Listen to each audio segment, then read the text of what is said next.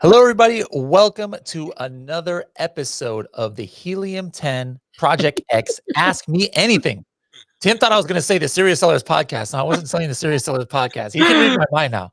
This is Yep. another episode of the AMA. And we were just talking right before here. This is we're already through 4 weeks of Project X, Tim. That's crazy, huh? I know, considering how long it took to film it, it seems like it's going by pretty fast. Yeah, this is great, guys. So we got tons of questions that we're going to go over from you guys today, and we've got some questions that you submitted in Facebook and YouTube as well over the last couple of episodes that we're going to do, and then anything you guys ask live, we're going to go ahead and throw up here. So even if you're watching this on the replay, go ahead and throw your questions down below. But if you're watching this live, make sure to put your questions in the little chat button over there to the right. Now, what were the episodes this week about, Tim? What did we go over? This was episode 7 and 8. We talked a little about shipping. Just a little bit. We went deep into shipping. We could have gone a lot deeper. And could have, but what was your favorite part of what we went over? Like for me, I think it was learning about like the DDP shipping. Like I think that is very important, and then the kind of difference between I remember a lot of people said that they didn't know there was a such thing as like fast boats or fast ships. I forgot what you said about that, but what were some of your highlights from this week? I don't know. That was pretty cool, explaining that it's not all that difficult. I think that one of the biggest headaches that people have, or the biggest fears they have, is like, oh my gosh, this international shipping thing or this crazy sourcing thing, like these hands-on things that seem so scary. When you take them in bite-sized chunks and you have good service providers and you have just a fair idea of what you're supposed to be doing, it's actually not that terrible. Yeah, absolutely. Absolutely. So we're just curious, what about you guys? As you guys come on, go ahead and put it in the chat. What's up, Yasmin? Let us know, what was your biggest takeaway from episodes 7 and 8? And of course, this is called the Ask Us Anything. So ask us anything about episodes 7 or 8 that you felt you wanted to get a little bit more information from. Let's quickly go over a couple of these questions that we had in the recent chats on our Helium 10 users group and also the YouTube videos. So Victor says, this was from YouTube, and this was about episode 7. Victor says, hey, Tim, you say, I feel like I need to do like a different voice when I'm reading somebody else's. How does a Victor sound to you? Hey, Tim, you say China is a very good choice in seeking a manufacturer. No, that wasn't good enough. I feel like that's not a good Victor. Victor sounds really high class, so I'm thinking like a British accent. Like Hey, if you Tim, give Victor a British accent, that'd be amazing. This is too long. How is the coronavirus affecting trade in receiving products from China, young chap? Are China... all right, that's too much. Are China factories on shutdown until virus has been taken under control? In considering all of these problems the virus in China is presenting, would China still be a wise choice currently in seeking for a manufacturer? Whoo, that's a deep question. That's why I didn't want to do a British accent throughout that whole entire thing. I am by no means an expert on any of this, but I'll tell you what I am kind of gathering, and I try to stay pretty level-headed. One, I think it's very safe to say the coronavirus is not massively affecting the way that we should be doing business. Right? There have been viruses out there before. The coronavirus, although this is a different version, is what causes like 30% of the common colds in the US, right? This isn't like some brand new thing. It's just a different version. I think that the response that is being made is extremely, extremely heavy for, good reason, obviously. And I think that it's going to provide it's going to cause some short-term effects, but I don't think it's long-term effects, right? I've been talking literally every night with folks in China for the past 3 weeks. A lot of people are back in the factories. A lot of people are in their offices now. There's a couple cities that are still kind of on lockdown, especially in the south. There are some factories that are open, but not all the employees have come in. Even things like logistics themselves haven't slowed down, but if a lot of the employees are still back in the cities that they were locked into when the quarantines were put in place over Chinese New Year, they might be short on manpower in some of those places. So there's definitely some effects going on. I think that as cold and flu season dies down, this thing will peak and it will start to decline. The effects will start to decline. I don't think that it's panic time yet. I think that if you're sourcing from China, I think that it might suck. You might run an inventory because things might be a month or two backed up, in the worst case scenario. But this is not like full blown panic mode, burn the house down, start sourcing elsewhere. Like I've said before, you should be sourcing elsewhere anyways. But if you've got an existing supplier, don't just completely freak out right now. I think that's a little unnecessary. Okay, good points. Now that was kind of a important thing, and did have to do with 7-8. So we gave we didn't start playing the music. We gave Tim some extra time, but we're gonna try and keep these answers to 30 seconds or less if we can, because I'm just looking here at our Google Doc of all the ones that Mel's been finding for us. It's crazy. We got a lot of questions here. Let's see if there's anybody live. We got some of our OGs right here. We got Bua in the house. We got Handyman in the house. What's going on? Andrew Reed says, "Hey boys, love your content. I have a few questions." All right, cool. Send them our way, Andrew. David says, "What supply company do you use?" What do you mean by that? Do you mean like a supplier, like a factory? I'm sure Tim uses a multitude of factories. So hone in your question a little bit more, David, so we can answer that a little bit better. Karen from Australia says, "Hello, thank you." That's Auburn, not Australia. That's right. That's Karen. Yeah, okay. That's my girl. Do people from Auburn use AU as just because it's Auburn University? They actually, yeah. That's Australia, Karen. Come on, just put the whole thing. What's their what's your mascot over there? Tigers. Yes. Okay, cool. All right, let's see. Yasmin says, "Do you put the 3x5 products label sticker with UPC barcode on the product itself and the FNSKU barcode label on the product box?" Do you understand that question, Tim? You have a confused look on your face. Yeah, not exactly. UPC on the product itself. If you have the UPC code, you don't need the FNSKU, right? You don't have to have it. A lot of people get confused about FNSKUs or UPCs, and even people that are selling arbitrage products that have UPCs are still using FNSKUs. Amazon doesn't really care. The reason that we would use an FNSKU is to eliminate commingling. Okay. So if I'm sending in, I don't know, a Yeti cup and everybody else is selling that Yeti cup, I would put my specific FNSKU to make sure that my individual product is the one being sold and they're not commingling and getting wrapped up in some counterfeit mess and all that stuff. But generally speaking, it can be one or the other. It doesn't necessarily have to be both. So someone else asked this in the Helium 10 users group. Hey, why'd you use the UPC code instead of FNSKU? Well, on the coffin shelf, we used a UPC. On the egg tray, we used the FNSKU. We were just showing there's two different ways of doing it, and every scenario is going to play a little bit different role in which one we're going to choose. Okay, excellent, excellent. We got some shout outs here. Roslyn, this is again another way to get up on the big screen here. Looking fabulous. She must have been talking about you with that luxurious beard you got there. And Roslyn is from Australia. And okay, so Karen puts AU in her title, and she's not from Australia, but Roslyn is from Australia. Okay. Handyman says 7 and 8 were really deep, and he's just a newbie, so he doesn't have anything to question on yet, and that's great. That's totally okay. Thank you for being here, Handyman. It's important because, just like you said, you are going to get to this stage soon, and so it's great. You got a head start on a lot of other sellers who maybe didn't have that information. We got M from M. Where are you at these days? M is all over the world usually. Michael says, "Hey, we got Katie from Seaside, Oregon." Brandon M. Young says, "What up, you studs?" Brandon. We got Luis. Question. Hey guys, great videos on shipment and logistics. I was just wondering what the reason was for you guys not shipping the coffin shelf straight to Amazon. All right. Well, what we were doing, Luis, is we wanted to just show that process. We could have, and actually, I have another shipment of that just cleared customs, and there's actually 2 shipments. One that's going directly to Amazon, and one that's coming to my warehouse, actually, so that we can store it. Now, in this case, we could have sent it directly, but we didn't, just so that we can show you guys the process of how it works. Actually, the I'm trying to think, but I think that the egg trays we did send directly to Amazon, didn't we? We just didn't. No, you caught those too. I caught those too. Oh yeah, yeah, we had some issues with that shipment. And yeah. So Lewis, the short answer is, for me, I like bringing them to my warehouse or my 3PL when I'm first launching, because I don't necessarily know what the velocity of that is going to be. And if I bought 1,000 units, I don't know if I'm going to stock out in 2 months or 6 months. And Amazon can get really expensive for storage, long-term storage. So a lot of times I'll park it at a 3PL and drip feed it in. Once I know the velocity rate and I know that, hey, it's going to move a certain amount, then I'll start shortcutting it straight to Amazon. Absolutely.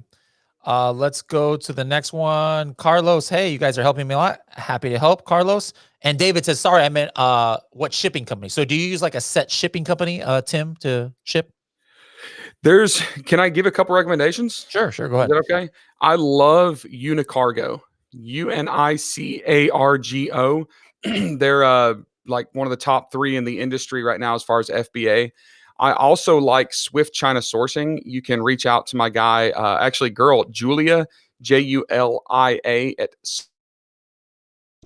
she does a good job for me too. She actually used to be one of my employees years ago, and they when I Oh, pulled sure. out of the China office, yeah, I kind of let them run on their own. She does a good job. So Unicargo or Swift China Sourcing. All right, cool. Let's see. Jeff, well, this will be for Tim again. Can I ship a floor loaded container directly to Amazon FBA?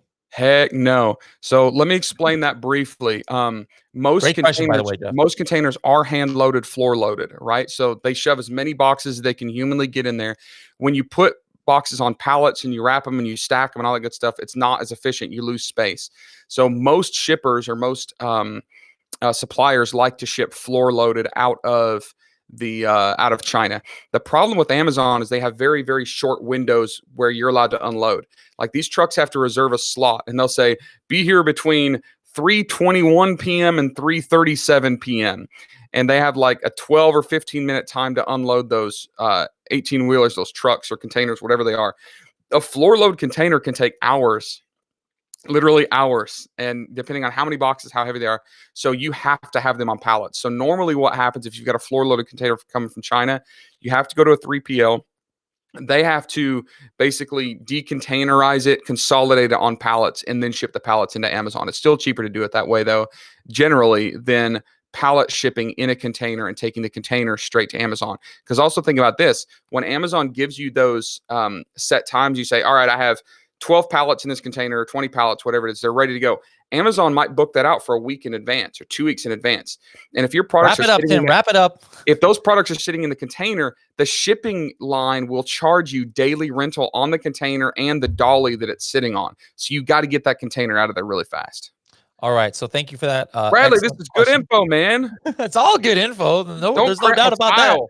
But we just want to get more of it out there. All right. I'm I trying. got another question for you. I'm going to have you on timer on this one. This is from Gaia from YouTube. It says, hey, Tim, if you're requesting something to be produced that does not yet exist, would you first trademark or copyright it or brand it in China before you inquire with the supplier and before you send your RFQ to Chinese manufacturers? No, Okay, I that was wouldn't do it. easy. One, you can't trademark a product. You can trademark a brand. What you could do is potentially patent it. But generally speaking, it's not enforceable or it's not self-enforcing anyways. It's a giant pain in the tail. I know people will disagree with me, but keep your foot on the gas, keep rolling. Don't get hung up on little details like that because generally it's not going to have a big impact on your business. Everybody could just see a grinning face of Tim right now. Like your face is frozen on the screen. Of course, Oh, I looking see it good. Like frozen whenever they too. catch screenshots of me. So I don't know if you can reset your camera. Let me Can you hear me? yeah, we can hear you just So great, I but like can all we see see is a my picture face of you frozen grinning, too. looking down at the camera. Like you got to get somebody who looks at you like Tim was looking at his or as at his microphone right now. Hold on, let me see Look if at I that. can. Look in YouTube how it looks right now. I'm gonna I take you off see it. the I see it on Be Live. oh, you Here, see it on Be Live too? yeah, Okay. kick me out and I'll come back in. Wait. All right. Whoops, that's the wrong one. There we go. We can still hear you. We can still hear you, but the video, yeah, audio All right, only. All right. hold on. I'll be right back. All right. Anyways, let's get some more questions here. Elena's asking, do we have a list of where to find sourcing agents? We might do another special where we put out our sourcing agents for like 45 seconds or something like we did the last time, only if we get enough likes. So wait, Tim Jordan is ready to join your broadcasts. Oh, well, why isn't he joining?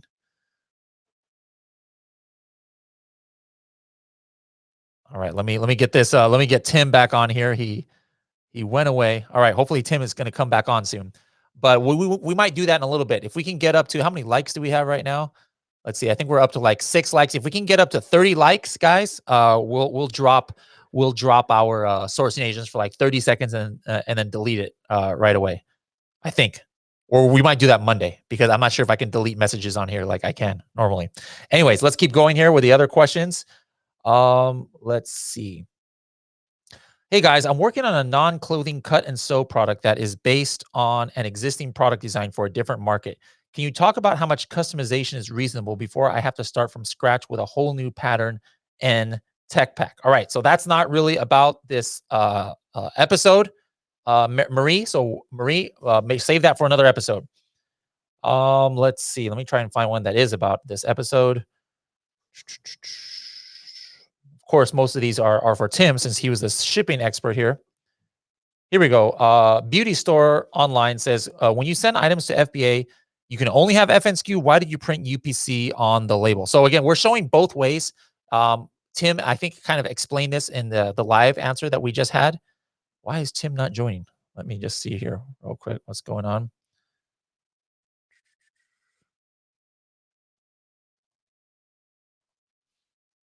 All right. All right. Well, hopefully Tim will come back. But yes, you can do FNSKU or the UPC. But then if you just do UPC, remember, how do they know whose product it is? All right. That FNSKU is only unique to you. Multiple people can sell the same product that has the same UPC, right? But Tim is calling here on the phone. Hold on. All right. Let's go live. And Tim is trying to FaceTime me on my phone. Tim, what's up? You left me hanging here. You're locked out of Be Live. So, like, what is it? What does it say when? Shoot. All right. Go out, like restart your computer and sign back in, and I'll try and figure it out. Otherwise, I'll just have you on the phone here, and then you can answer questions. And I'll put it live on the microphone. All right. All right. Bye. There we go, guys. Hey, just like with the episodes, this is live. We can't like edit these things out. So I'll try and answer all these questions as I can. And in the meantime, let me open up a case with Be Live, trying to get help on this. But trying to multitask is crazy. Actually, if any Helium 10 employees listening, if you guys can, somebody can please search on B.live how I can add somebody back to the how I can add somebody during a live broadcast. There we go, guys. Or any of you guys, go ahead and search it. Help me out. Hook me up here. Help me up with information. Get Tim back here. All right, let's see. The handyman is saying, I see tons of questions about UPC labels and FNSKU. You're right, handyman. We're seeing those as well. What is the difference? All right, so UPC is something that comes from GS1 originally. That's the same thing that you see in your store, or in any retail store. You'll see a UPC with that barcode on the back. All right, so that's assigned to a specific product.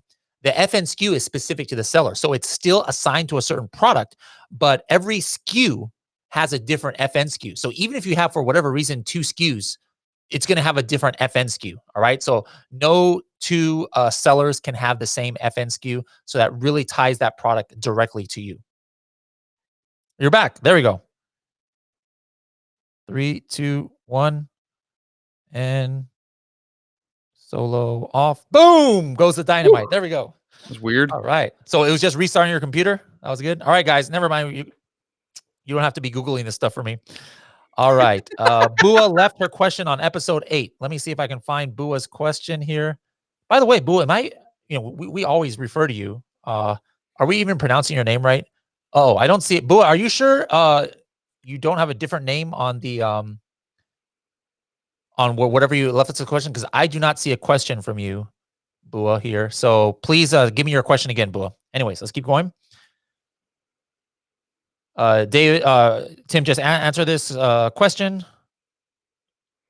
Unit cargo, and I think they have whole modules, guys, in the Freedom Ticket program. What we said in the show notes, remember on episode 7 and 8, was that even though the handyman said this is a lot of it's going over his head, guess what, guys? That was just the beginning of it. There's a lot more deeper things that you need to know about shipping, and that's in the Freedom Ticket program. If you guys are Helium 10 users, you have full access to that $1,000 course. But in there, we actually have some modules done. I don't know if he's the owner or one of the executives from Unicargo, so you can get a little bit more details on that shipping company that Tim uses.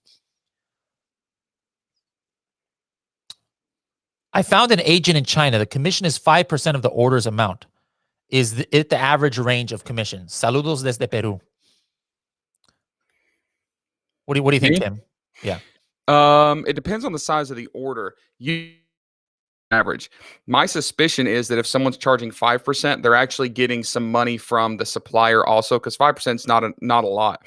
But it doesn't matter. Don't worry about what your sourcing agent charges you. If you can get the product for a good price that's fair to you, great. You don't want lowball offers anyways because they aren't going to give good service. They're not going to be loyal to you. There have been times when I've paid 25% of an order value and I was perfectly happy with it. So don't worry about them trying to rip you off. Worry about what's fair and what makes sense to you, right? Yep. All right, guys. I'm seeing a lot of questions that have to do with the previous older episodes or ones that we haven't gone over. So if I'm skipping you over, I'm not being mean. It's just we really want to make sure that we answer all the questions about the recent episodes. And then the other stuff we can answer at other times, like either in Facebook groups. If you guys tag us, hopefully we can see it. All right.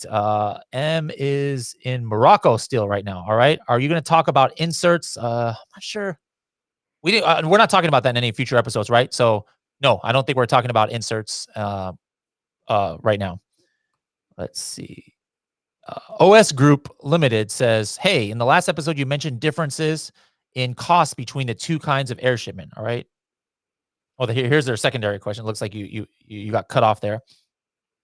Could you please explain the difference in fixed costs between them?"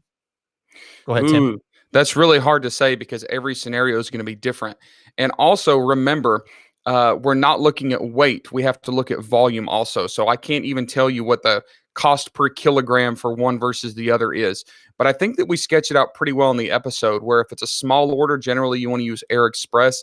If it's a large order, it makes more sense to use air cargo. That's just a general rule. But here's the thing. You don't find a good freight forwarder and get separate quotes on everything and get those quotes on a case by case basis. If you ever see someone in a Facebook group say, "Oh, my shipper charges $5 a kilogram," that's bullcrap because you don't know what they actually charge. It changes every week, it changes every month, it changes based on the volume. All that stuff changes, never a fixed variable. Just get multiple quotes for every shipment. All right. Carlo says he's having trouble finding product. Carlo, I don't think you've seen episodes 1, 2, and 3. So make sure to go back right here on YouTube. Watch episodes 1, 2, and 3. We show you about that. Here's another good question by Jeff. Jeff's just bringing the bangers today. I'm selling snacks, and the FDA might require a random inspection. Can the FDA inspect at Amazon, or do I need to a 3PL? So neither. They're actually going to expect at import. All right. So well, actually, it doesn't even say it could be in the US. Yeah. Um, I don't think that FDA can inspect at Amazon. no, they can't. Yeah. So if they're going to expect it, it's either going to be at the supplier in the US when they're imported into the US or at a 3PL. Yep. All right. Tom was asking about coronavirus. You'll have to rewind. We were talking about that at the beginning of the episode, Tom. So you might have come on late. Um, can you suggest the 3PL that you use?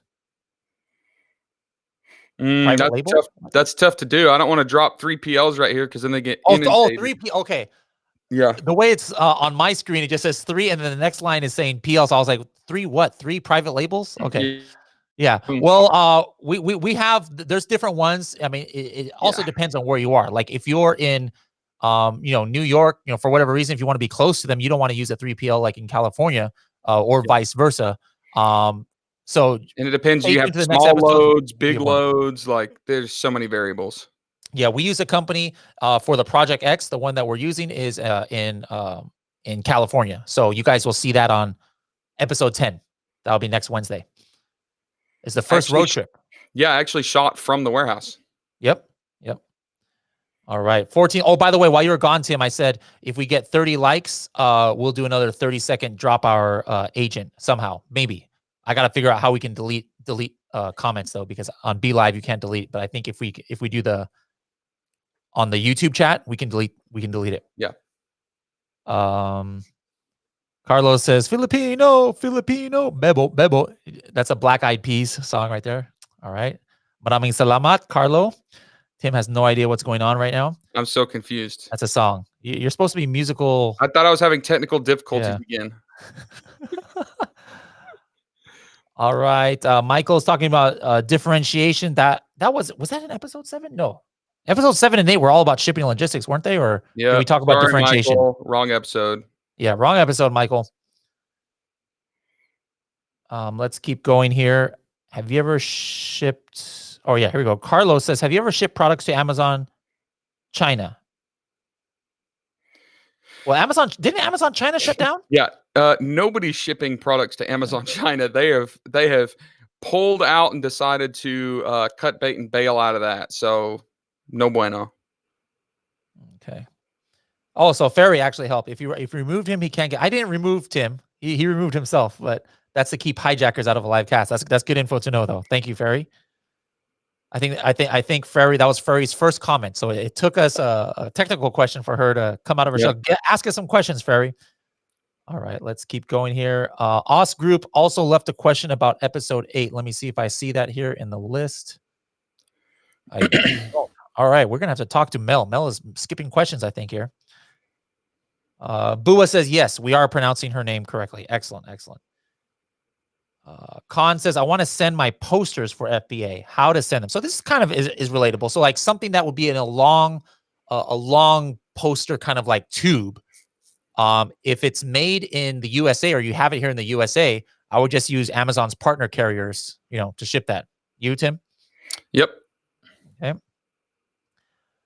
If you are bundling your own products and packing them, how does the FN SKU work? So the FN SKU goes to the ASIN. So if the ASIN is a bundle of products, that is the actual product. Even though it might be made up of like 3 or 4 products, that is still in Amazon's eyes one product. You have an example, Amigos?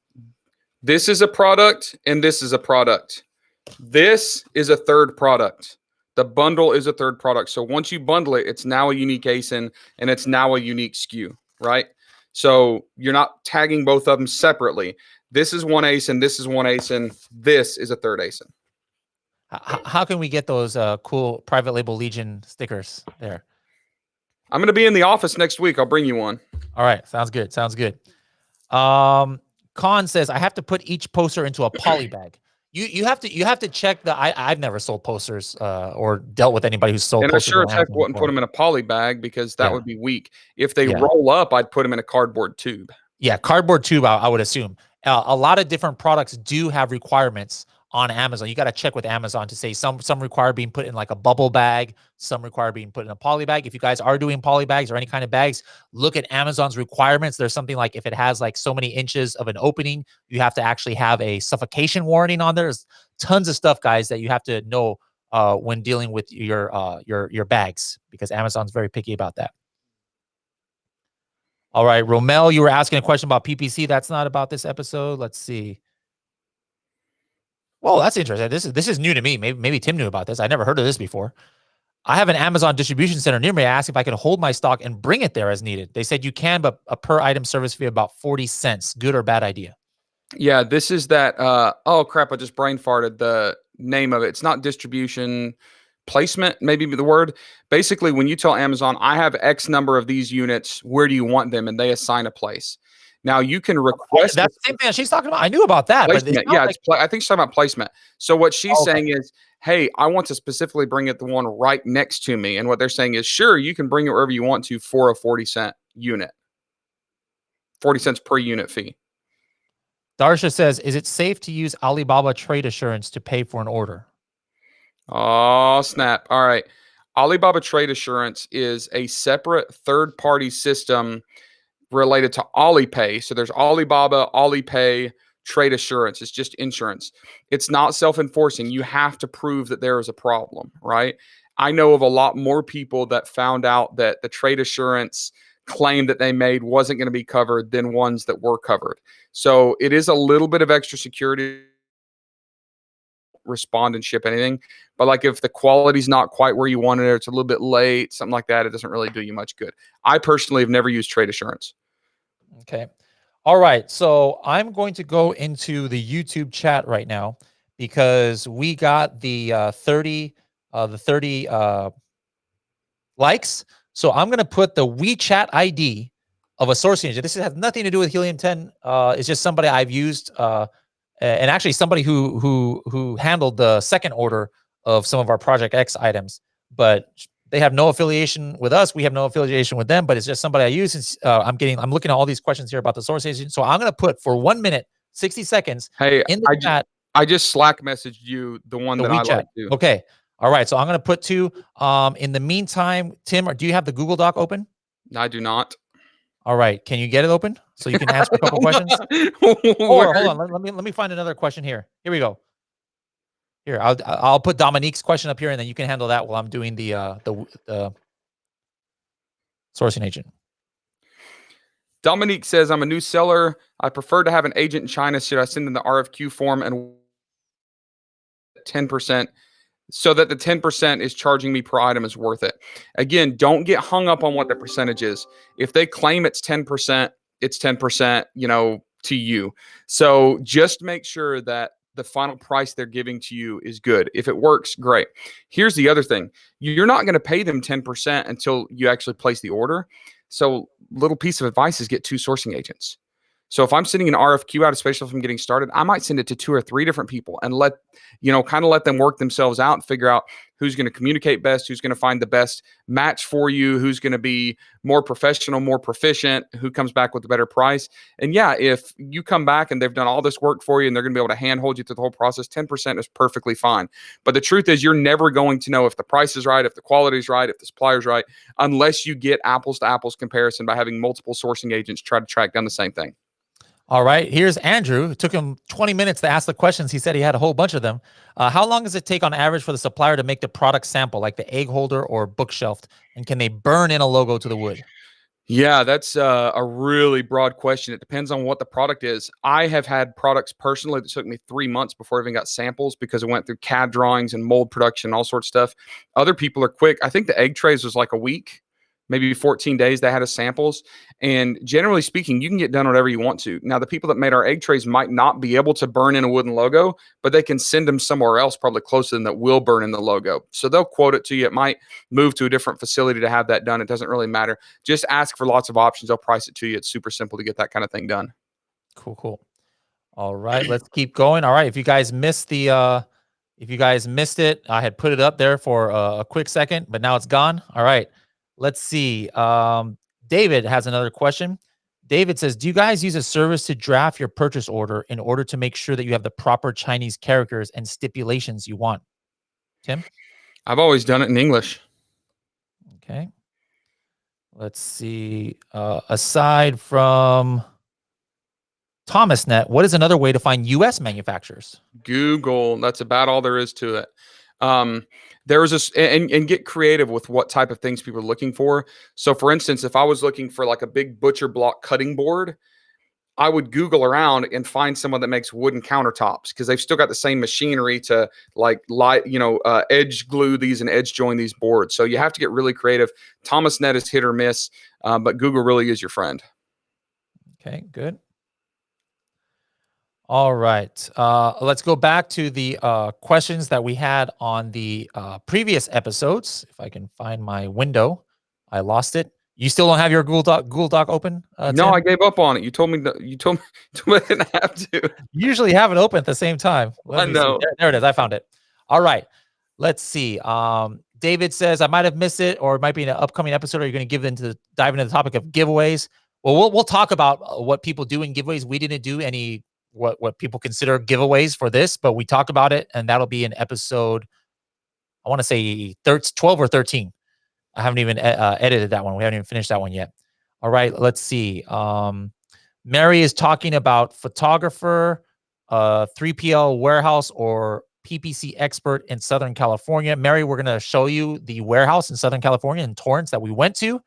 And photography, no, we don't have any. I think there might be in Freedom to get a couple that Kevin King recommended, but we did all of our photography in house right here at Helium 10, so we didn't dive into that. Maybe Miko will be for hire. Tim, what do you think? Let her go, See. man. DD was asking a question about ROI. I don't think we talked about that in these episodes. Not in these episodes, but we get into profitability in future episodes. Yeah. And K3 Martial Arts was talking about in the show notes, setting up shipments in our Seller Central. You got to go to Freedom Ticket for that one, K3. Yeah. So we had mentioned Freedom Ticket in the show notes. We got tons of questions here from YouTube that we got.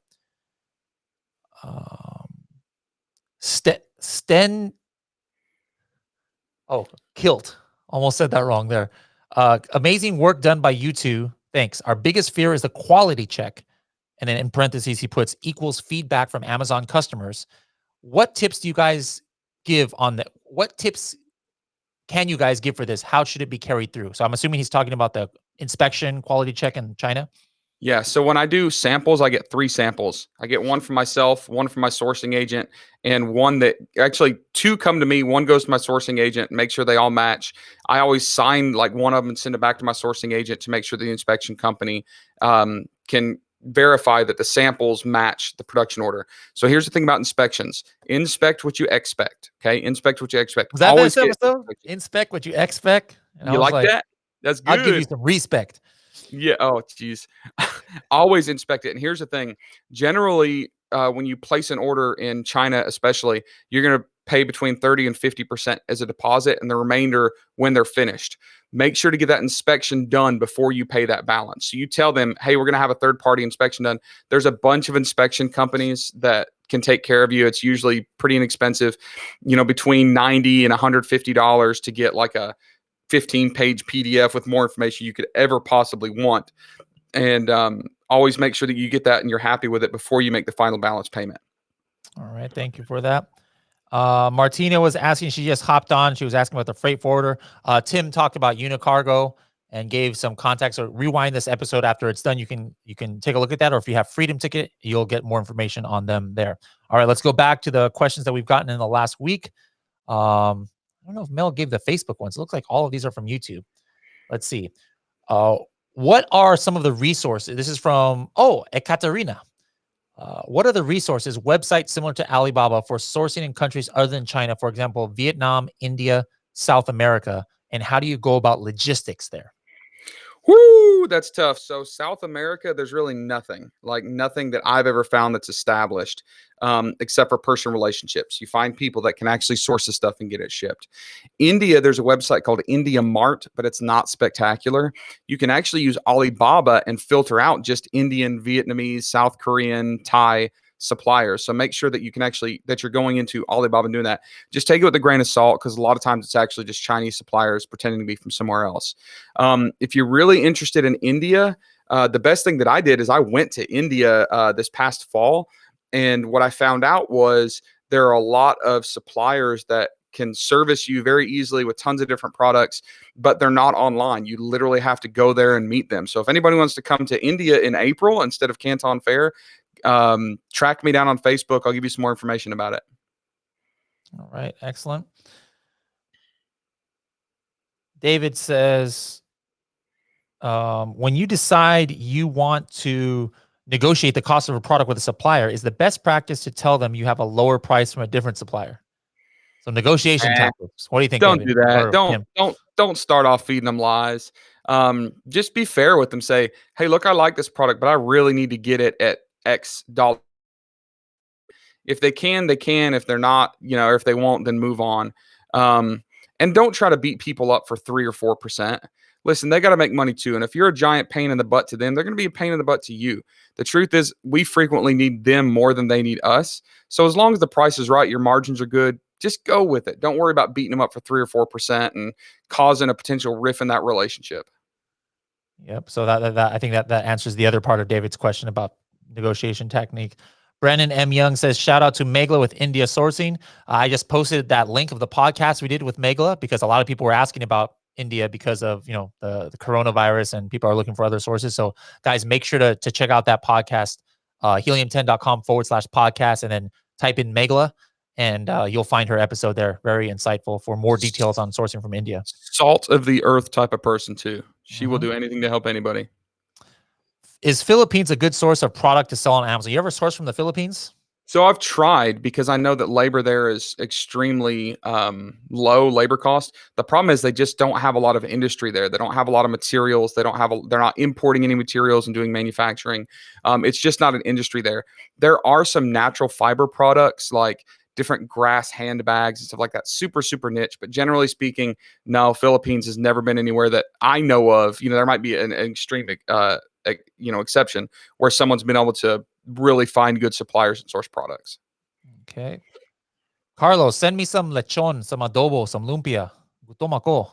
All right. Michelle says, hey there, I have a question. When you showed combining your graphic logo with the barcodes, how are you able to get the correct barcode and bars to be put on the sticker? All right. So remember, the barcode doesn't, when we're talking about UPC barcodes, has nothing to do with necessarily with Amazon. That comes from GS1. All right. So that's just like this universal barcode system. The FN SKU is what I think you might be getting confused with. That comes from Amazon. But guess what? You'll find a lot of products on Amazon that instead of a barcode, what they have is not a sticker, but it's actually ingrained into the packaging, not ingrained, but printed on the Like packaging. printed on, yeah. Yeah, the FN SKU, because and how you get that is you just create the listing in Amazon, right? And set it up as an FBA listing, and it'll assign a FN SKU, and then you give that FN SKU to your factory, and usually they have generation software where they can actually get the barcode printed so that it scans as that FN SKU, and it has the FN SKU printed right there. Yep. We'll go with Tim on this one. Another good question from Andrew. Is it a good idea to send a physical prototype of your product with the detailed instructions and illustrations to a potential supplier? Say I make a prototype myself or get one made locally. Absolutely. And it doesn't have to be crazy. Like you can actually keep it in simpler product. Like I've wanted wooden products that were a little complex, and I literally just kind of hacked them out of some foam or cardboard, and I drew on them. I made notes, and a lot of times I'd even take a video. So I would say, I'd be shooting it with my cell phone, but I would say, hey, I want this, but shave this corner and make this a little bit thicker, and I'm still going to shoot you this prototype. Another thing you can do if you have something more complex, you can get CAD drawings done, like on Fiverr or Upwork, and have them 3D printed. I've got some clients that I've had in the past that created something that's never been created before, and literally they had to get CAD drawings, get it designed, for 200, $300 for the design, 3D printed, and then those 3D printed samples were sent to China where they recreated them for the molds and produced them. All right, we are going to go now to our YouTube from last episode again.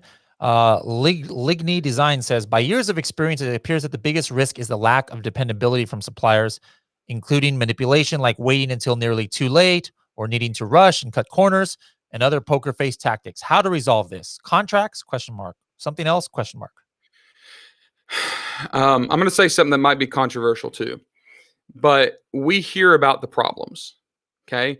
Everybody's scared to death because of, this manipulative stuff, the cheating you, all this stuff. But that's what we hear. That's not usually reality. I'd say 90%, 95% of the suppliers out there that if you do a little bit of vetting and choose ones that just pass that initial vetting process, they're going to be fine. They want to do a good job for you. They want to,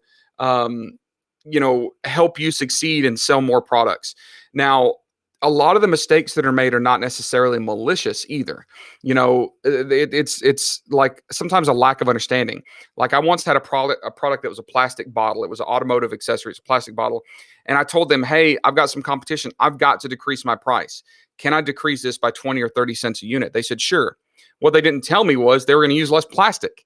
They're like, hey, he wants it 30 cents cheaper. We'll make it 30 cents cheaper. But it was thinner. And when they all got shipped in the summer, they all kind of like slumped in the packaging and I had to throw them all out. Right. So it would be really easy for me to say, oh my gosh, they sent me, this cheap junk. They ripped me off. When in reality, I didn't really communicate with them. I didn't say, hey, how are you making up the difference in this price? Right. And they didn't see it as malicious. They were trying to accommodate me by reducing the cost of the product. So generally speaking, it's not a huge deal. Just do some due diligence and build relationships the best you can. Spend a lot of time chatting with them on WeChat, Skype. If they feel like you've invested in them, they will treat you better and invest in you. All right, another one. This is from what's going on, Tim? I'm getting something. All right. This is from Salty Livin'. Salty Livin' says, loving the videos. Question. The package I send into Amazon, do I need a UPC code or an ASIN number? Does a UPC code need to be attached on the product if you apply ASIN to packaging? Yeah. Also for size of the product to measure the individual package or the product itself. All right. So a couple things, Salty Livin'. You don't put the ASIN number on the package. The only two things that you would want usually is either the UPC or the FN SKU. And for Amazon, they want both. They want the product dimensions, and there's a space for that. And then there's also the packaged dimensions. Both of those are important that you need to have. But and packaged is like in your shipping case, yeah, right? It's not the actual product itself. Let me go back to the China thing. All of you read this book.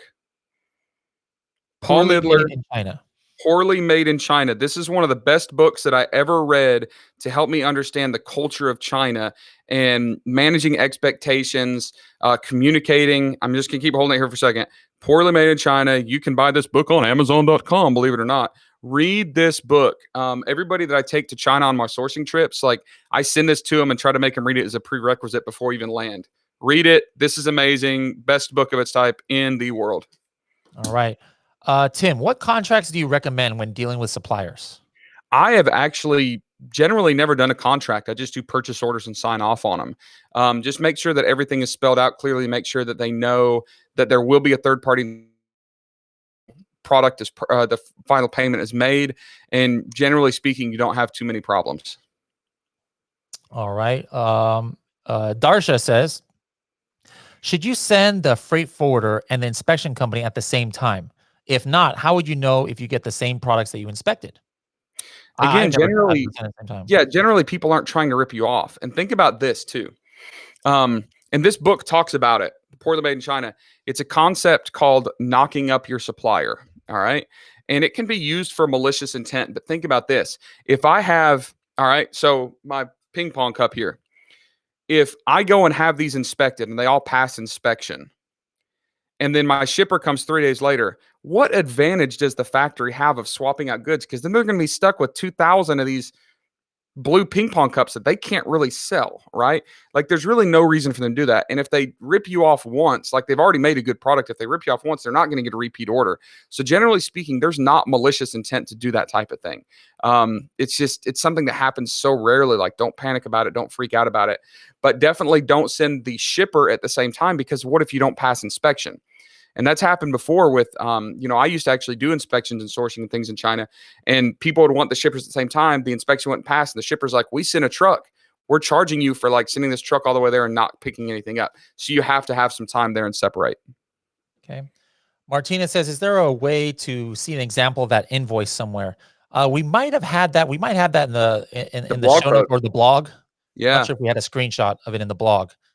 So go to just to make sure, Martina, and then if not, send a message to customer service, helium10.com/x8 might be in there. Did you send one of those to Anthony, Tim? Did he ask you for I've that? sent so many documents to him, but Yeah. in the written show notes, we've got screenshots and documents attached of a lot of stuff that we've done. So it should be in there. Dee Dee says, Tim, you ever had a supplier from Mexico? Yeah, I'm actually trying to source a new product in Mexico right now.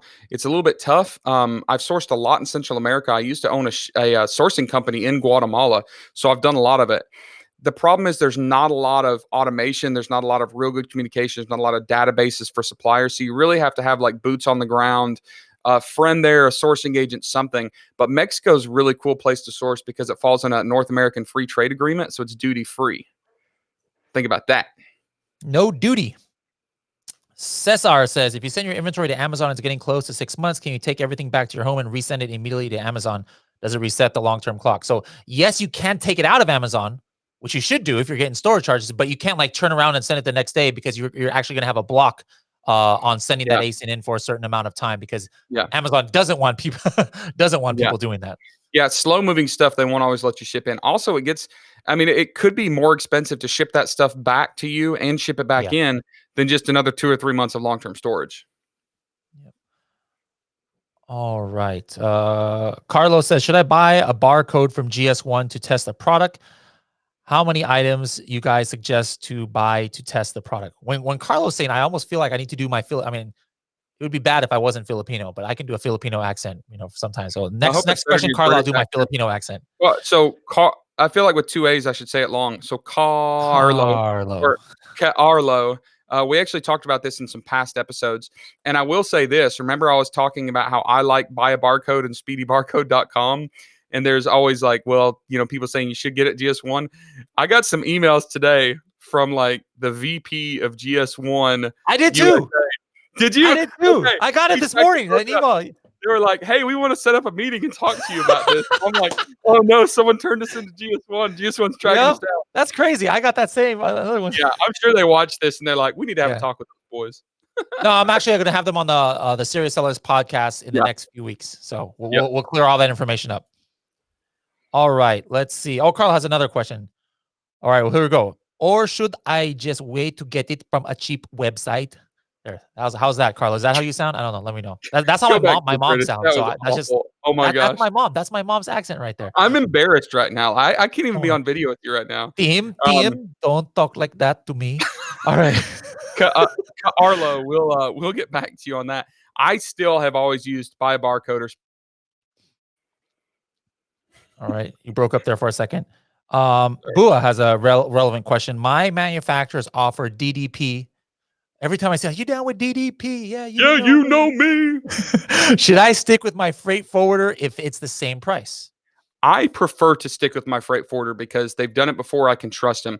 Every manufacturer, specifically in China, is going to say, I almost did a Chinese accent, but I won't. You're not Oh, Chinese. You can't do that, Tim. Yes, Mr. Jordan. We ship for you. Very, very good.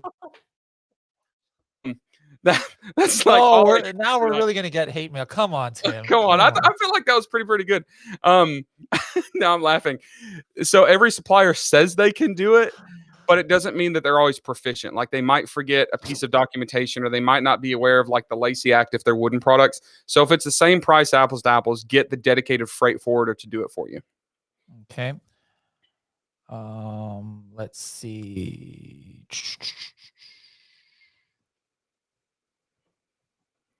Stan Kill It says, thanks, guide about the label made in made in China. Generally, it's not correct. Can I write on the label designed in European Union, produced in China? Yes. Yeah, as long as you're saying where it's produced. And then the other thing that we've seen people doing because they don't want it to say made in China, you can say so sorry. You can say made in PRC, which stands for People's Republic of China. So if you just don't like the idea of having a made in China sticker on your product, you can do made in PRC, and most people don't know what that is. But you definitely have to say where it's made. Now, I have seen a lot of people that have said if Rodrigo, my boy Rodrigo from Guatemala, if you're watching this, shout out. He used to do these really cool books and always said designed with love in Guatemala, printed in China. I like that. I like that. Jordan says, I had the printer print the FNSKU as well as the UPC code on my packaging. Is that okay to do? Now, correct me if I'm wrong, Tim. In the past, I would cover up the barcode with the FNSKU. You've got to pick one or the other. Amazon doesn't like both of them. So if you have UPC code and you're using FNSKU, you have to put the FNSKU on top of the barcode, on top of the UPC. So there's only one for them to scan. Because remember, it's all mechanically scanned. They got these machines and they don't know which one they're supposed to be scanning. So you can really jack up your inventory. Yeah. And we show us doing that. If you guys have a really eagle eye, you can see that in episode 10 that is going to come out when we're on the road trip to the 3PL. We the Manny's Mysterious Oddities had a barcode and we put the FNSKU over it. All right. Let's see. Oh, back to the posters again. Con is still what are your now you got me curious, Con. All these questions about the poster. What kind of posters are you selling? Like calendars or what? If I send my posters ready in a tube for FBA, Amazon to ship them, they will put my packaging to their packaging to send them. This was why my FBA fees go from standard to small oversized. So I think what he's saying is he already packaged his posters, but then Amazon is putting in an even bigger package. So yeah, Amazon does not ship usually, in my experience, anything that's not an Amazon, like that has the Amazon tape and things like that. So if you, and it was funny, one time I ordered a kind of large item and it was in a box that was like 3 or 4 times the size of the item. So I'm just wondering, thinking from a seller's viewpoint, like, oh my goodness, I feel sorry for whoever this seller is. I guarantee they don't know that Amazon is probably charging them some like ridiculous oversized charges, but it's not their fault. They're putting it in this ginormous size box. But Amazon will not ship something in your own box, right? Tim, in your own packaging. You can have it shipped in your own packaging, especially if it's big. And it sucks at Christmas. Like we bought my kids a trampoline, and of course it shows up in the trampoline box on the porch. Kind of defeats the whole purpose. So oversized things, they frequently will send it in the original packaging if it's up to snuff, so to speak. But for most regular size items, no, they put it in their own boxes. Hey, handyman, is it Is it just me or is it Tim also that we have the Bruce Lee movie action going on here, like where the audio is not in tune with our lips? Let me know if it's just Tim or if it's just me or both of us. I haven't heard that, but that's something we want to check out. Oh, hey, look who's back. It's Cassandra. Cassandra's in the house, back posting. We haven't seen her in a few episodes here. Tim's book recommendation, Poorly Made in China by Paul Midler. Related to Bet? I'm not even cracking a smile at that. That's so dumb. All right, let's see. I think you kind of talked about this. It's mostly just Google, right? Yep, and sourcing agents and personal contacts. Yeah. That's the only way you can get it in Central or South America right now. We have a business in handmade and plan to move to FBA. Can we send made in China labeled products to handmade, as it's known for products made on top of your own kitchen table? I would assume that they would not like that. Kind of like Etsy doesn't want you selling made in China products. Listen, don't sell anything on handmade. Again, I'm going to step on some toes here, but don't do it. Amazon launched this handmade category to try to compete with Etsy, and it's been a little bit of a dumpster fire. One thing is they index differently, they categorize things differently. Their PPC ads run differently. Like it's like a whole separate platform that I can't imagine they'll keep running for very much longer. I've sold a lot of handmade type items, and I've never sold in handmade. Just do straight up regular old FBA. Get out of that category completely is my suggestion. Okay. All right. Paulina says customer service is the worst, though. Oh, okay. I was like, what you talking about, Willis? In Mexico. And Paulina is in Mexico, so she has inside information because she actually is supplying. I remember, yeah, Paulina. I had a call with her one time, and she's actually sourcing her product in Mexico, so she definitely knows what she's talking about. Let's see. For a new product launch, how many pieces you sent to Amazon? We're going to talk about that a little bit later, but there's Different no episode, set amount. There's no right or wrong answer to that. If you send in one, yeah, that's wrong. Don't send in one for a launch. But other than that, let's see. Paulina says, no, Tim. Oh my God, she says. What are you no Timming about here? Can you use the same Chinese accent? No, Tim, exactly. Can you use the same GS1 code for a product that is on FBM and FBA? Yes, GS1 code is to the product. UPC code is to the product. It's not Amazon specific.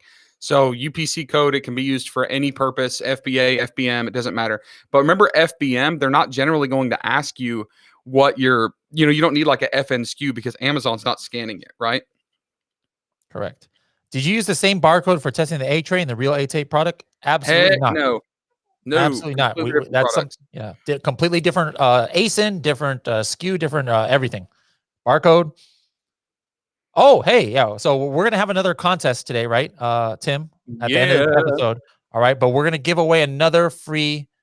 What's that worth? $400, $500? It's like $4.99. Seller Growth Summit. Tim is so generous. I swear. Seller Growth Summit. Yeah, we'll get some information. We're gonna wind down here. So Carlos, make sure to stay on for a little bit. Hey guys, thanks for all the great content. Should I wait to make payment for my first order because of the virus? They told me they will be back up at the end of February, but can't guarantee it. Well, usually don't pay in full up front. Like we talked about that, I think, in the episode. Yeah. Go ahead, so Tim. if it's your first payment, definitely wait until they're back in the factory and you Skype with them and everything's ready to go. There's no point in sending money right now if they're not even back in the factory. On the product and the shipping carton, can you have made in PRC instead of made in China? Yes. Okay. You guys are killing me. Too funny, she says. Ramona, what are you talking about? Get your mind out of the gutter, Ramona. Khan says medical and educational posters. Hey, that's cool. That's pretty cool. Yeah. That's a good that's a good market. Now, how big are they, Khan? Is my question. Like, are you getting an oversized charge on them because of the length? All right, let me know. And guess what, Khan? go back to the episode. What we did was we looked in the profitability calculator. So like, let's say, take a look at what Amazon says the shipping box is, and then play around with it there in the profitability calculator, and see if you can legit shave down some size, and it could be the difference of going to different size tiers, and that could save you like $2-3 on shipping right there.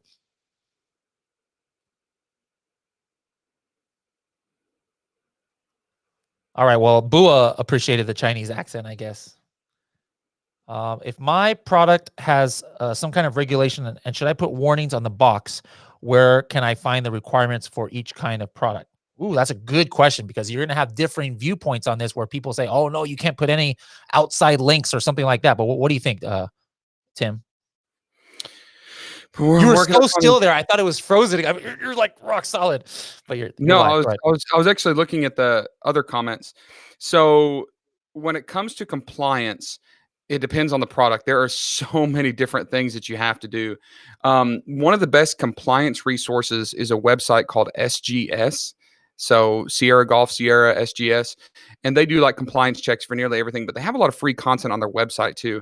So go and find out, based on the product that you're selling, what compliance issues there are, whether it's, you know, the California proposition, whatever, or the what's the child safety CSPC, whatever that thing is, you know, the lead paint certifications, you know, FDA, all that stuff. Go to SGS. They've got a ton of information.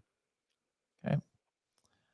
Annette was asking about recipe books. That's not in this episode. There is something in Freedom Ticket, I think, where Kevin King talks about how you can like buy things like that, licensed, you know, from other people. For anybody like Handyman having issues with the audio, for Frary, she said that refresh your screen. So just hit a refresh. Hopefully that fixes it.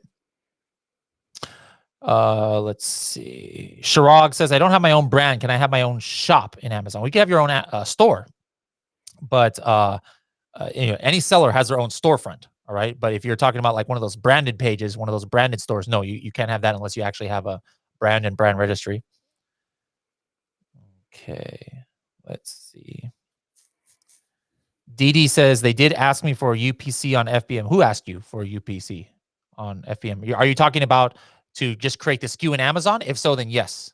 It'll ask you when you're at the SKU creation time, or when you're editing, or when you're starting your listing, they'll ask you for a UPC usually. Now, here's a question that we got offline. How do you apply for and get the exemption for, what is it called? GTN exemption? GTIN exemption. Yeah. How can somebody apply for that? It's just in there. Like when you go to set up a new listing, there's an option there, or actually the best way to do it, because you don't have to apply for it on a SKU level. You can apply for it generally and then use it per SKU. Just go to like the search box in Seller Central and type in GTIN exemption, and it'll actually walk you through like the whole process of how you do it. They've got a whole good walkthrough in there. Here's a question I do not know the answer to. I know Barkus probably would over here. Maybe Tim does. Can you change your whole handmade shop to the normal Amazon category? So can you take an ASIN that was created in handmade and change the category to a regular category? I won't put a blanket statement and say all the time, but I do know people that have done that. It's not an automatic process. You actually have to open a case and ask them to migrate all of it. And then you have some really weird indexing and recategorization issues that you have to fight through and get it done. But the couple scenarios that I've seen, they did not have to remove their inventory and start from scratch. You just have to fight with Amazon to get them to transfer it all. Okay. Should I change the existing barcode to the new one when I buy a PL product? What do you mean? Like, are you buying somebody's Amazon account or you're buying somebody's product? Well, like if you're buying it straight from Alibaba and it has a UPC code on it already, yeah, you need to cover that junk up, because that's probably somebody else's packaging. Somebody else already designed that. David says, does it make sense if I'm in New York to use a 3PL in New York and not California? It depends on things. Like, what if it's cheaper to have things shipped from wherever you're shipping it in the world to one or the other? Well, you'd want to, do that. Now, when it's helpful to have it close, like let's say you get in a shipment and they're like looking at this stuff, they're like, man, something leaked here or something's bad. You might want to go in there and check it out yourself to really know what to do with it. Well, if you're in New York and that's in California, that's a pretty expensive flight to have to do that. It's kind of like nice to have it close to you, but there's all kinds of different scenarios. You have any your 3PL, do you always keep near you if you use them, Tim, or do you have them like near the ports is better? Um, it really depends because it's not that expensive to go inland, and a lot of times, like California ports are crazy expensive, right? Like California does some stuff like their union labor is super expensive. They have labor strikes. They have to like fumigate and clean out containers and like there's all sorts of extra cost. So for me, I always shipped from China to the East Coast. Always. I'd usually come in through like Savannah or Charleston, somewhere like that, and it would take like 4 or 5 days longer to go through the Panama Canal, and it might cost me $300 or $400 more a container. But it was so much cheaper to handle it on the East Coast and West Coast that it made sense. I know a lot of people that ship from China all the way to New Jersey because the fulfillment there is cheaper. So there's so many scenarios. There's not a right or wrong. I know people that are going up to is it Galveston and Houston, Texas. So Houston, Texas is the third largest container port in the country, or at least it was last time I checked. It might be fourth or fifth now, but and it's pretty far inland. But there's like this big waterway that goes in. Well, think from Houston, labor is cheap, warehousing is cheap, and they can distribute all over pretty easily because it's fairly central. So a lot of people are going to Houston. So there's really not a right or wrong answer. Just get different quotes, talk to your freight forwarder, ask them for different options, what they like. Okay. Iran says I did my product as FBM, but it shows currently unavailable. Maybe make sure you have stock. You know that you have you put the stock, the available quantity. You got to put that. Can you suggest any FBA prep services for UK or other EU marketplaces? The company that we're going to on episode 10, Creative, they also have whatever service you're going to see them do in the episode. They also have an office in UK for the European marketplace. David says, have you guys trademarked your brand names? How many of your private label products you've launched? How many of those brand names have you trademarked? I would imagine not less than half. Yeah, the only time that I'll actually like trademark a name, and I can't remember if we've talked about this yet before. I don't think we have. We'll get into this in future episodes. But I usually not going to trademark the name of one product. I'm going to wait till I have a whole product catalog, 8 or 9 products, roll that into like an actual brand.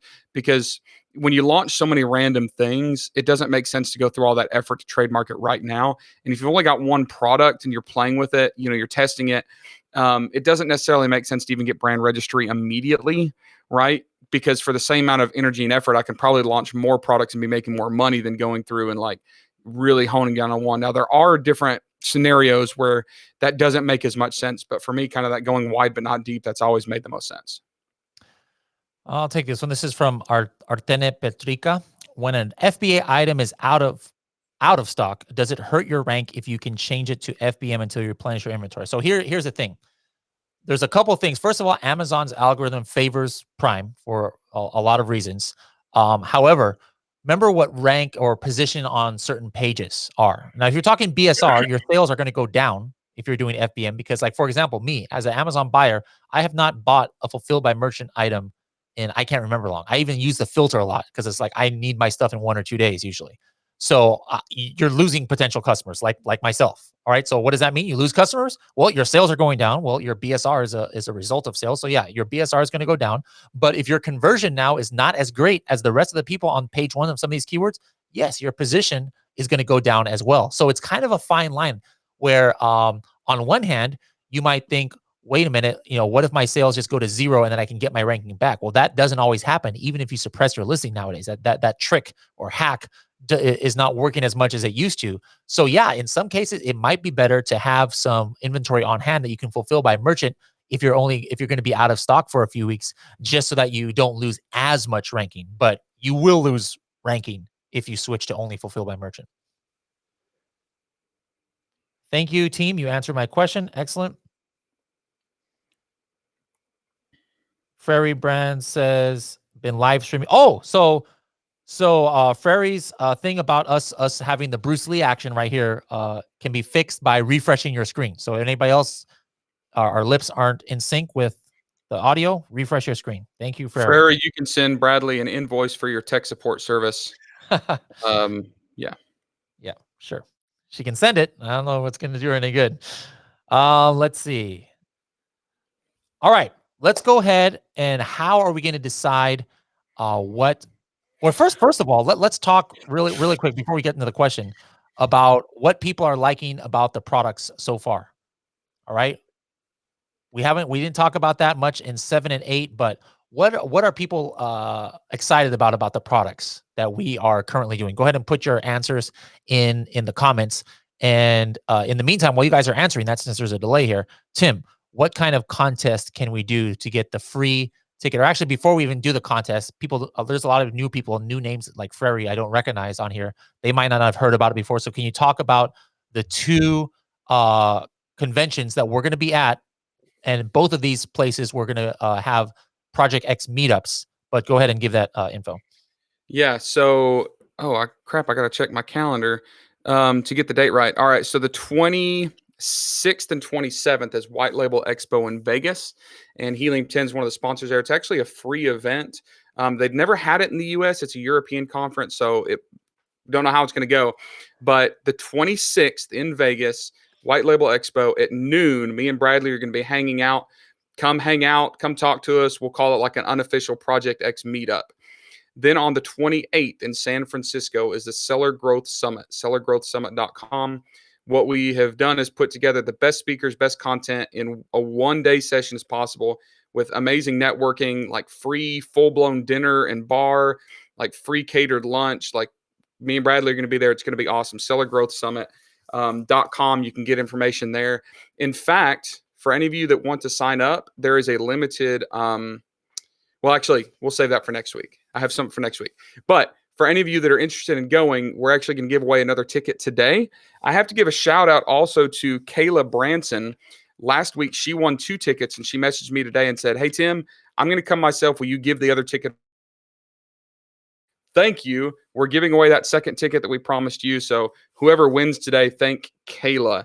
So that is the 26th and 28th of this month.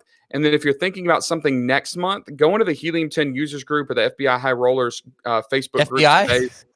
FBI. I made a post about ASD. ASD and Prosper's coming up in March, which is the dates are like a month and a week from now or a month from now. Check that out. There's some really cool stuff going on at ASD.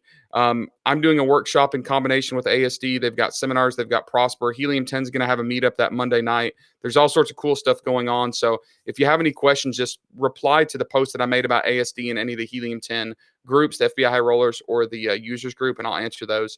Yeah, that's the next events for the next 2 months that we're all going to be at. Okay. Luis says, Bradley, ¿por qué hablas español? ¿Vendes en México? No vendo en México, pero hablo español desde hace muchos años porque todos mis amigos son de habla hispana. How come people aren't asking, hey, Tim, how come you speak Chinese? No, he doesn't. All right. That was Chinglish that I was speaking. Yeah, a lot of people like the egg holder. I'm seeing that here. Carlo is excited about the egg holder. Jake is excited about the egg holder. So we're gonna show you. We're gonna show you the results of our launch and different things on future episodes. And actually, Tim, you're coming here next week, right? Yeah. So we're gonna do the AMA together. Yeah, I'll be in the office next Friday. So if there's tech support issues, it's going to be both of us. It's going to be awful.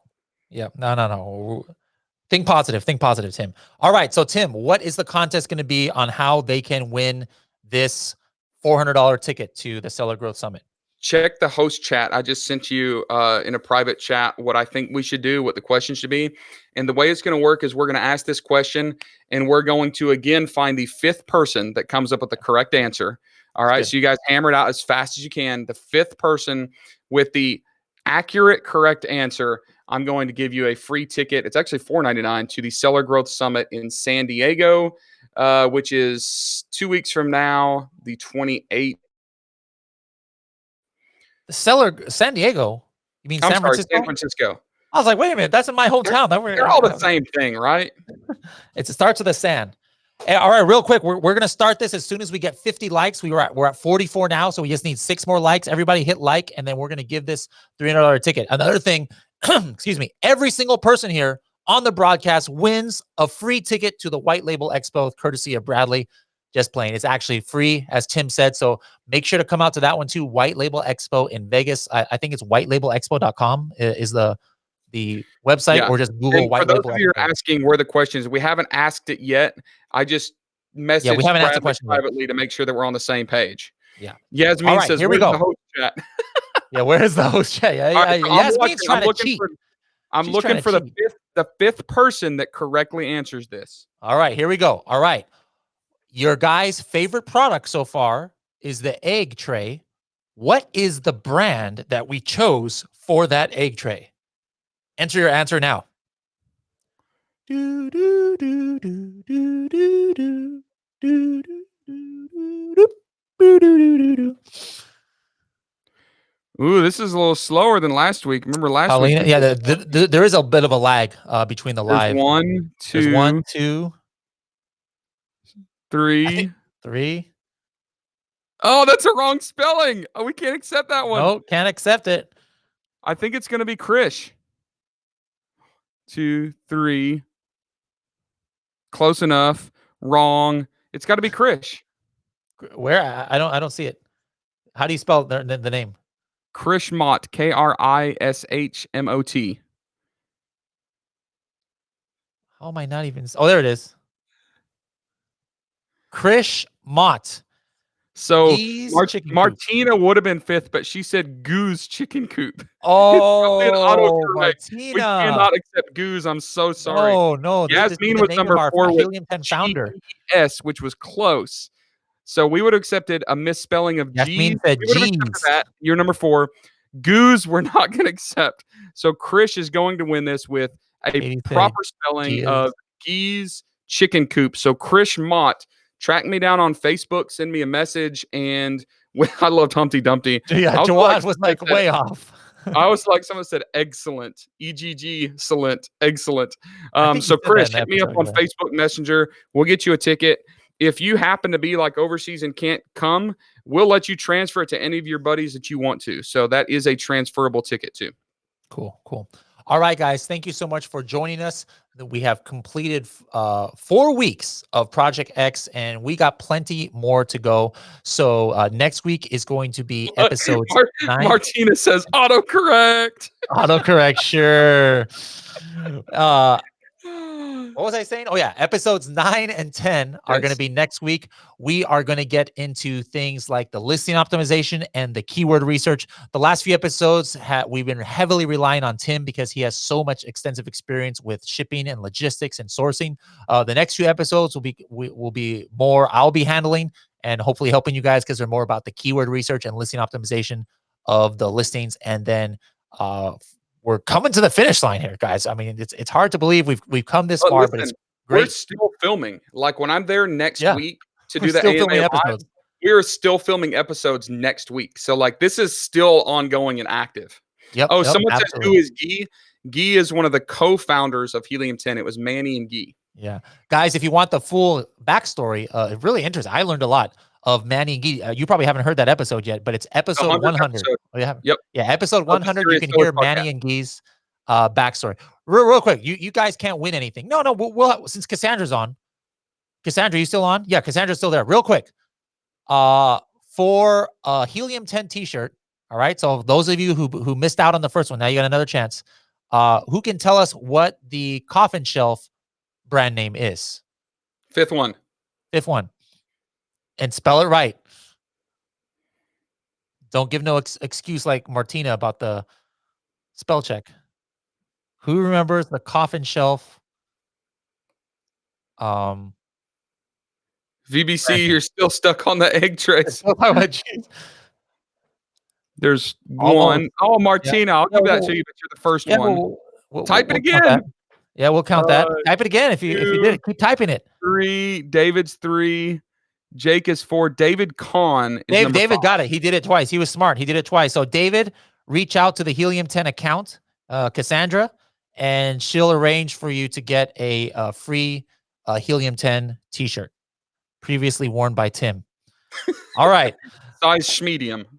Let's go. All right, guys. Thank you so much. We'll see you back on Monday at 11 a.m. Pacific time for the next premiere episode of 9. Don't forget to like and subscribe here on YouTube and turn on there's like a little bell. It's almost like Boost and Keyword Tracker and Helium 10. Turn on that bell and then that'll make it pop up as soon as a new episode goes live. So again, my name is Bradley Sutton from Helium 10, and I was joined today by Tim with Private Label Legion. And we'll see you guys in the next episode.